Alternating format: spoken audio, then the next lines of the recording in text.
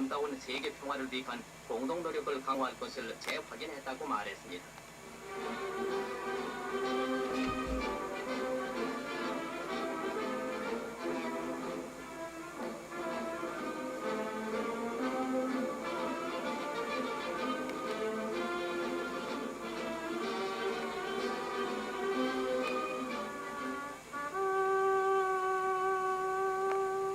그런데 백악관을 방문하기에 앞서 박 의장은 알링턴 미 국립묘지를 참배했습니다.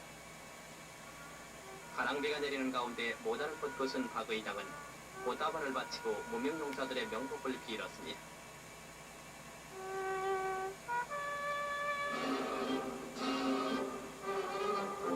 또한 박 의장은 케네디 미국 대통령과 만나기 전에 미 국무성에서 러스크 장관과 회담을 했습니다. 그런데 이 회담은 한미 정상회담을 위한 예비적인 것이었습니다.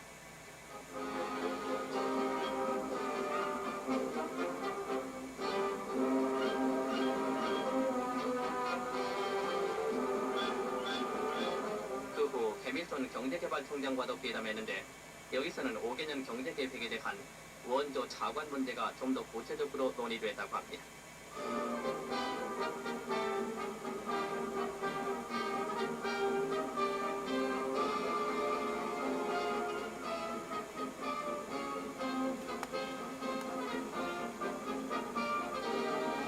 케네디 대통령과 더불어 한미 정상회담을 마친 박정희 의장은 다음 날인 미 농무성에서 프리맨 장관과 회담했는데 이 자리에서 박 의장은 혁명정부는 농촌의 고리채 정리와 농산물의 가격 안정 등 중농 정책으로 농업의 발전을 도모하고 있다고 말했습니다.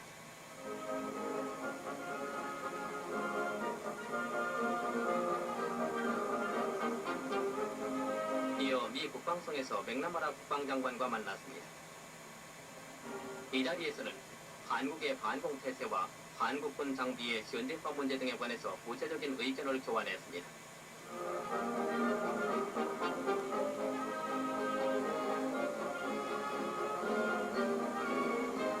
박 의장은 또한 버티스 미 상무장관과도 만나 한국에 대한 미국의 민간 투자 문제를 협의했습니다.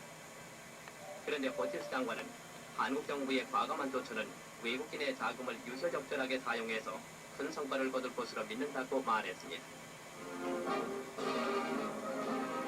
이 자리에서 박 의장은 검은 고양이 모형을 버티스 장관에게 선물했습니다.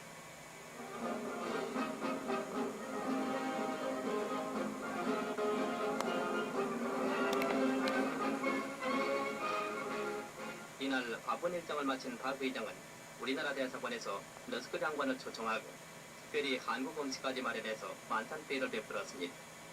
이 자리에서 박 의장은 연설을 통해 미국이 보여준 환대는 한국민에 대한 미국민의 끊임없는 호의를 입증하는 것이라고 말했습니다.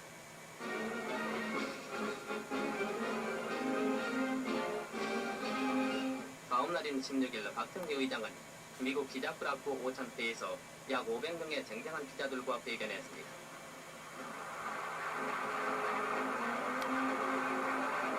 이 자리에서 박 의장은 한국의 군사혁명은 불가피한 것이었으나 군정을 필요한 기간 이상으로 연장시키지는 않을 것이라고 말한다오.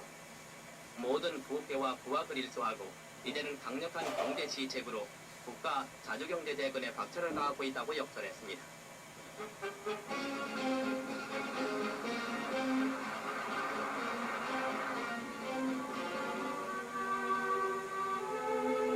한편 박 의장은 워싱턴에 거류하는 교포들을 위해서 우리나라 대사관에서 연회를 베풀었습니다.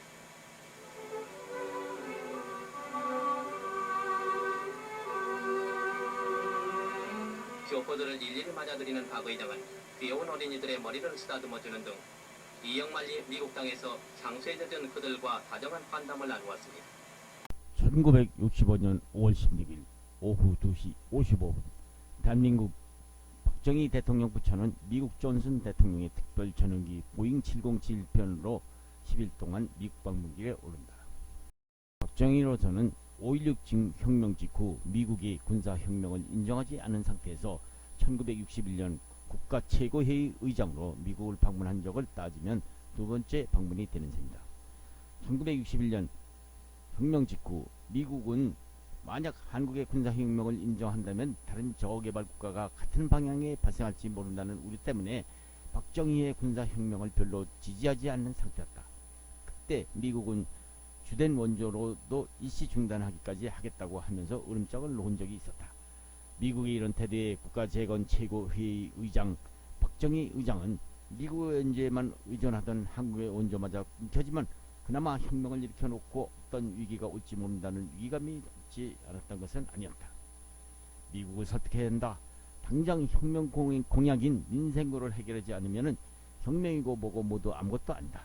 박정희는 특사를 파견해서 미국을 설득할 필요를 느끼고 미국 방문길에 타진하였다. 당시 미국 대통령은 존 F 케네디였다. 박정희 의장은 미국과의 관계를 원활히 하겠다는 약속을 혁명 공약에 명시한 바 있다. 그는 미국과의 관계를 새로이 하고 당장 필요한 식량 원자로도 요청하기 위해서 케네디를 만나려고 태평양을 건넜다. 백악관을 찾았지만은 별로 환대는 받지 못한 편이었다.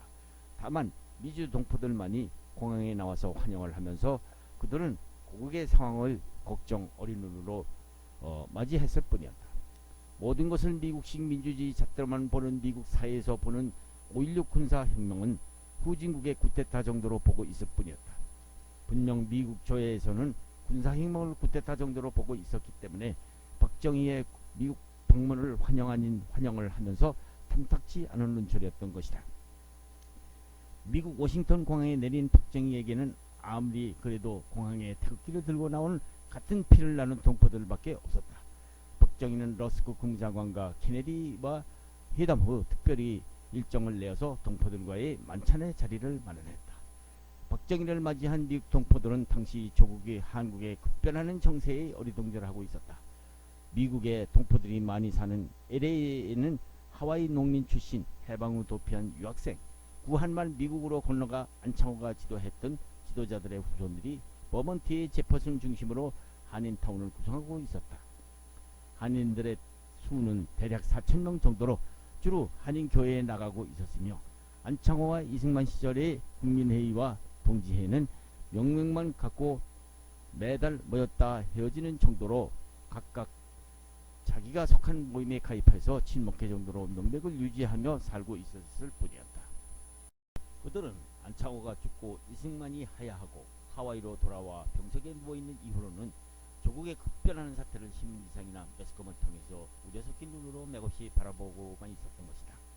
교파라는 것이 어느 나라를 막론하고 조국이 발전하여야 교포들도 힘을 받는 것이 정한 이치인데 가난의 굴레에서 벗어나지 못한 조국의 원조를 받아먹고 사는 조국에 대해서는 연민의 정을 느끼고 있었지만 그렇다고 자기들도 낯선 미국 땅에서 힘겹게 살기에 바쁜 때문에 어쩔 수 없었다. 국내 사정이 이러니 교포들 간에도 반목이 심해지고 단결이 되지 않았다. 박정희가 동포들을 찾는다는 소식을 듣고 안창호가 세웠던 국민회의 지도자 김호가 이승만이 세웠다는 동지의 지도자인 송철을 찾아서 이 사실을 알리고 박정희를 맞이할 것을 제의하였다. 김호는 그동안 이승만 정권이나 장면 정권이 미주 동포 사이를 잇고 있던 과거를 생각하면 조국에 대한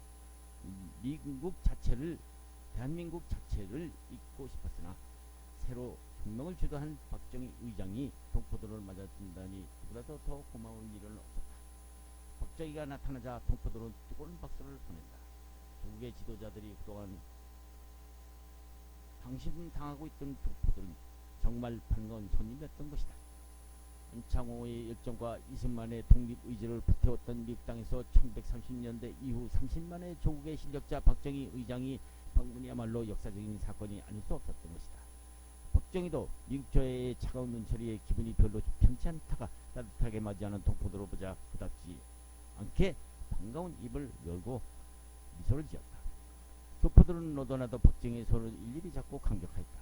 이 자리에서 박정희는 안창호의 아내인 이혜련 여사와 그의 장남 안필립과도 만났다. 박정희는 이혜련과 안필립 소개를 받자 잠깐 가던 길을 멈추고 이혜련에게 안부를 묻기까지 하였다. 박정희는 곧 교포들 앞에서 즉석 연설을 한다. 동포 여러분, 오늘 이 자리에 나와주신 동포 여러분들을 뵙고 보니 여러분이나 나나 대한의 뜨거운 피가 서로 통하고 있음을 느끼지 않을 수 없습니다. 30여 년 전 우리 선조들은 이 낯설은 미국 땅에 산토를 짜고 나타났을 때는 돈도 없고 직업도 없이 하루 종일 강귤밭에서 노동자로 생활하면서 얼마나 우리 동포들이 선물 당하고 살았습니까?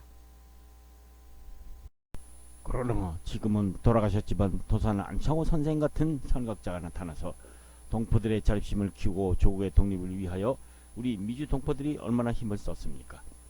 다행히 우리나라는 독립이 되었지만 일제가 남기고 간 우리 국민들의 무지와 배고픔으로 고생을 하고 있을 때 고국의 우리 국민들을 돕기 위해서 하와이에 사시고 있던 교포들께서 성금을 모아 인천 인하공과대학까지 세워주었던 일을 기억하고 있습니다.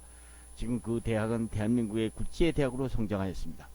앞으로 경제 성장이 되면 그들은 우리나라의 근간이 되는 기준을 눌러서 나라를 이끌어 주도록 세력이 될 것임을 의심의 여지가 없습니다.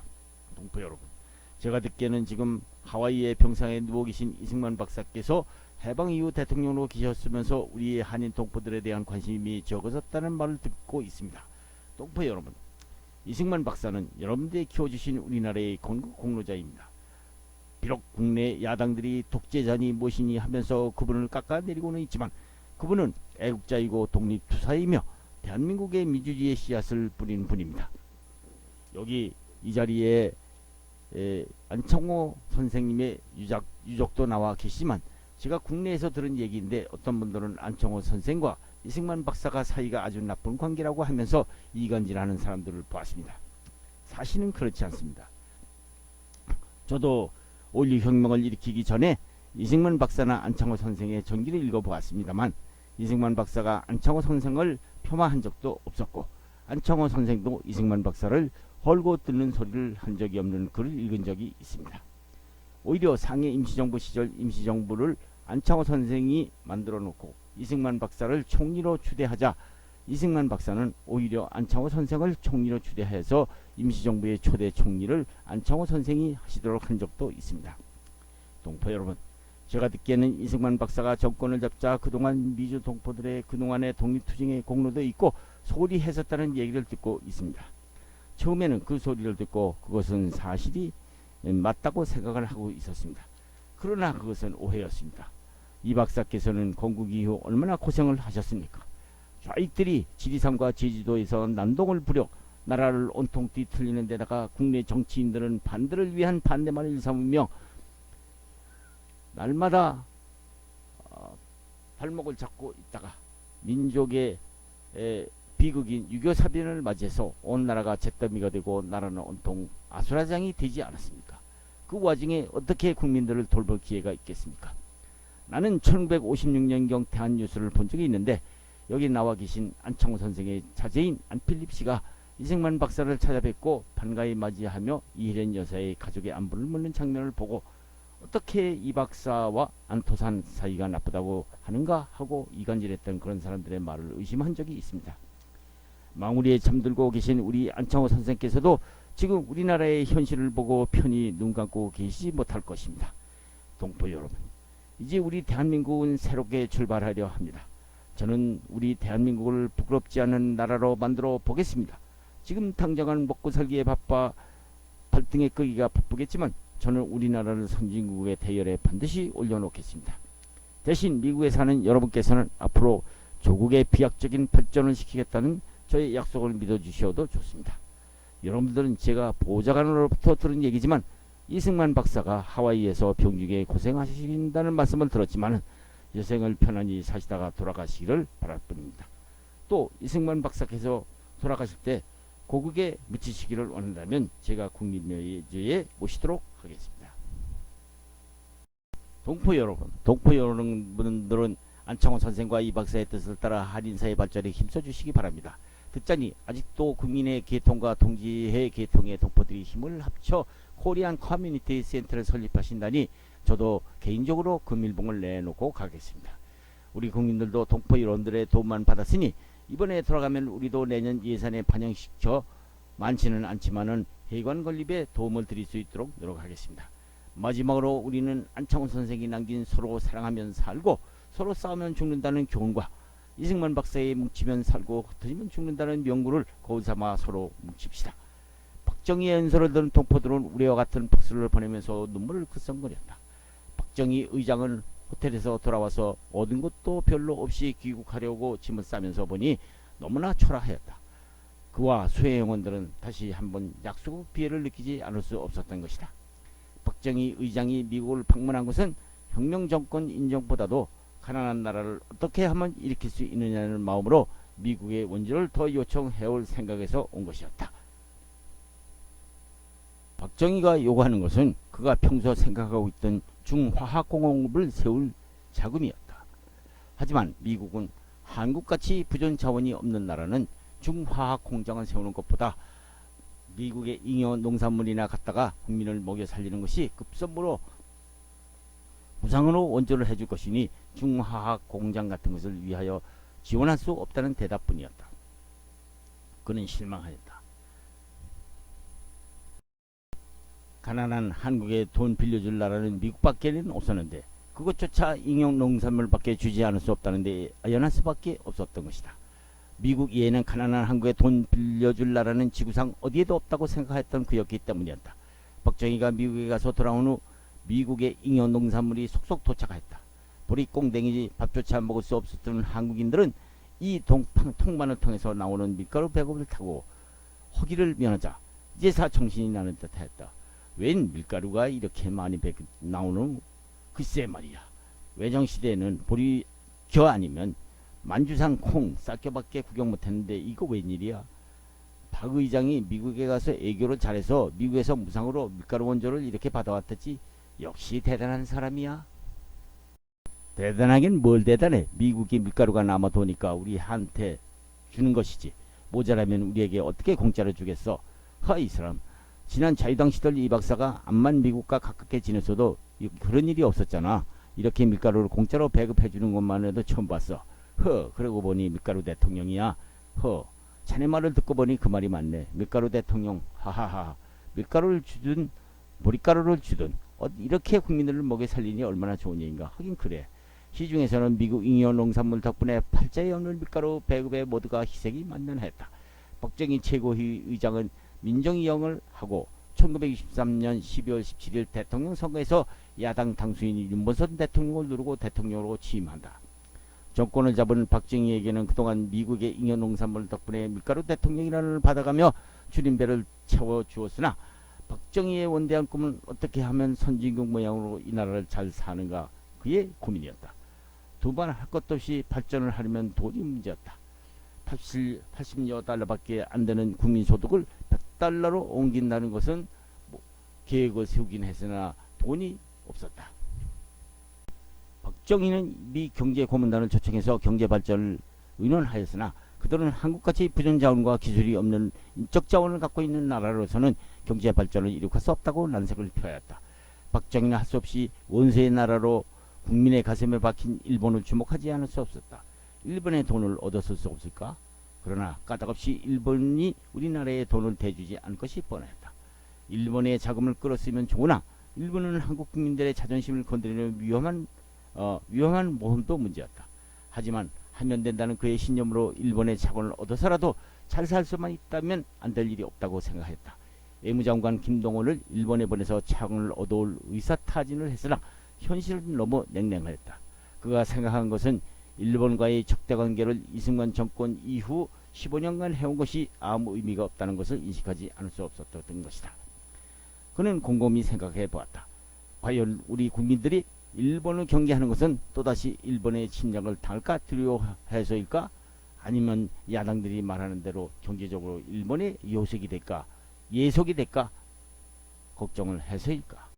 박정희는 혼자 그 해답을 머릿속에 구해보았다. 아니다. 국민들은 막연하게 일본을 미워하고 있을 뿐이다. 과연 이 시점에서 거대한 미국이라는 나라가 있는데도 과연 일본의 침략의 꿈을 되살리려 할 것인가? 그것은 현실적으로 불가능하다. 설사 우리와 일본과의 수교를 맺었다고 생각해보자. 그렇다면 야당들이 주장하는 대로 과연 우리는 그들의 경제 속국으로 전락할 것인가? 박정희는 청와대 밖에 내리는 흰 눈송이를 바라보며 곰곰이 생각해보았다. 아니다. 상황은 변했다. 일본은 히로시마 핵폭탄을 세례를 맞은 후 침략은 앞으로 꿈도 꾸지 못할 나라로 변했다. 일본의 경제력은 인정하나 우리는 그들의 돈이 필요한 것이다. 어느새 흰눈이 두껍게 내려 청와대 마당을 하얗게 뒤덮었다.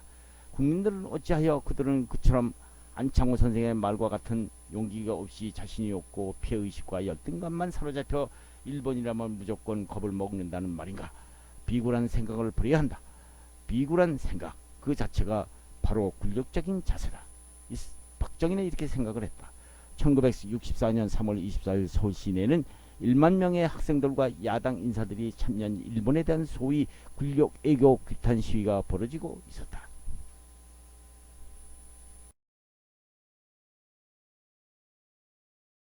체류탄 곤봉삐라가 난무하는 수라장으로 변했다. 다음날 밤 8시 청와대에서 박정희는 라디오 및 텔레비전으로 중계된 연설에서 카랑카랑한 목소리로 특별 담화를 읽어 내려갔다. 이 담화문은 박정희의 대일관이 발표되는 순간이었다. 그 담화문은 과거 식민지와 지배국 사이로 맺어졌던 한일 관계가 대등한 주권 국가의 사이로서 새 장을 여는 중대한 발언이었던 것이다. 연설 내용은 다음과 같았다. 나는 우리 국민 일부 중에서 한일 교섭의 결과가 굴욕적이니 저자세니 심지어는 매국적이라고까지 극언하는 사람들이 있다는 것을 잘 알고 있습니다. 나는 지금까지는 그런 사람들이 주장하는 것이 정부가 하는 일이 걱정이 되어 판단하는 것으로 알고 정부가 하는 교섭하려는 입장을 강화하는 데 도움될 것으로 생각되며 그것을 호의적으로 받아들이고 있었습니다. 그러나 그 사람들이 하는 주장이 진심으로 우리가 또다시 일본의 침략을 당할까 두려워하고 경제적으로 예속이 될까 걱정을 한 데서 나온 것이라는 거 하는 것입니다. 그런 사람들에게 그에게 묻고 싶습니다. 어찌하여 그들은 그처럼 자신이 없고 피해의식과 열등감에만 잡혀 있다는 말씀입니까? 일본이라면 무조건 겁을 집어먹느냐 하는 것입니다. 그 같은 비굴한 생각 그 자체가 바로 굴욕적인 자세라고 지적하고 싶습니다. 일본 사람하고 맞서면 언제든지 우리가 먹힌다는 이 열등의식부터 우리는 깨끗이 버려야 합니다. 그것은 우리의 근대화 작업을 좀먹는 암적인 요소요. 우리들 마음 한구석에 도사리고 있는 패배주의와 열등의식 및 태형적인 소극주의가 바로 그것입니다. 나는 이 기회에 일본 국민들에게도 한마디 밝혀둘 말이 있습니다. 과거 일본이 저지른 죄과들이 오늘의 일본 국민이나 오늘의 세대들에게 책임이 있다고 생각하지는 않습니다. 그러나 일본은 역시 믿을 수 없는 국민이다 하는 대일본 불신감이 우리 국민들 가슴속에 또다시 싹트기 시작한다면 이번에 체결된 모든 협정은 아무런 의의를 가지지 못할 것이라는 것을 이 기회에 거듭 밝혀두는 바입니다. 그는 야당들의 패배주의적인 대일관을 비판하면서 자신의 소신을 밝힌 것이다. 하지만 대학교와 야당의 대굴욕 애교를 주장하는 시위는 날이 갈수록 더 심해지었다. 박정희는 11개 대학 학생 회장을 청와대로 불러 설득하였으나 대학생들은 그의 설득을 인정하지 않았다. 1964년 6월 3일 서울의 18개 대학교 학생 1만 5천 명이 중앙청까지 시위대가 진출해서 청와대를 압박하였다. 중앙청 문교부 사무실까지 쳐들어가 집기를 부수는 등 소동까지 벌어졌다. 박정희는 결국 계엄령을 내린다. 국무총리 최두선은 박정희에게 일본과의 수교를 통한 경제발전 자금을 구하는 것보다 차라리 제3국인 독일에서 구해볼 것을 건의한다. 최두선이 생각하고 있는 것은 독일에 이미 나가고 있는 한국인 광부들과 간호부들이 독일 정부나 국민들로부터 호감을 갖고 있다는 보고를 받고 나서부터였다. 박정희는 독일에 특사를 보내어 독일 방문 기회를 타진한다. 다행히 서독에서 박정희의 방문을 수락하였다. 1964년 12월 7일에서 14일까지 서독 방문길에 오르게 된다. 서독 류비게 대통령의 초대로 박 대통령이 방문하게 된 것이다. 그러나 한국에는 비행기가 없었다. 미국에 갈 때는 미국에서 비행기를 보내주었으나 서독에서는 대통령에게 타고 갈 비행기가 없었다. 다행히 서독 정부는 친절하게도 국빈용 항공기를 우리나라에 보내주었다. 어렵게 서독에 도착한 박 대통령 일행을 거리에 시민들이 플래카드를 들고 뜨겁게 환영해 주었다. 박정희 대통령 만세. 한글로 쓴 프랑카드와 수많은 한국인들이 연대에 나와서 환영하는 것을 보고 박정희는 어리동질을 하였다. 독일인 외무장관이 한국에서 와서 일하고 있는 광부들과 간호원이라고 설명을 해주었다. 영어를 할 줄 모르는 박정희는 대꾸도 않고 창밖을 바라보며 감격에 겨워 독일 국민들과 한국 프랑카드를 든 한인들에게 땡큐 땡큐만을 반복해서 잊혔다. 서독에 도착한 박정희 일행은 류프케 대통령과 함께 제일 먼저 방문한 곳은 우리 광부들을 위로 격려하기 위해서 탄광에 간 것이다. 고국의 대통령이 온다는 사실의 한국 광부들은 500여 명이 들어갈 수 있는 강당인데도 빽빽히 모여들었다. 박 대통령과 르브게 대통령이 수행원들과 함께 강당에 들어갔을 때 작업복을 입은 광부들의 얼굴은 시커멓게 그을려 있었다. 대통령의 연설이 있기에 앞서 우리나라 애국가가 흘러나왔을 때 이들은 목이 메어 태국 애국가를 제대로 부를 수조차 없었다.